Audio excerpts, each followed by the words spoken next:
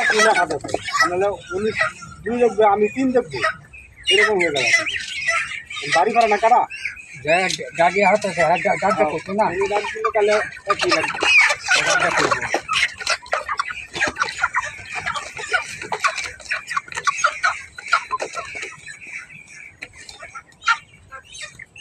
সতেরো এক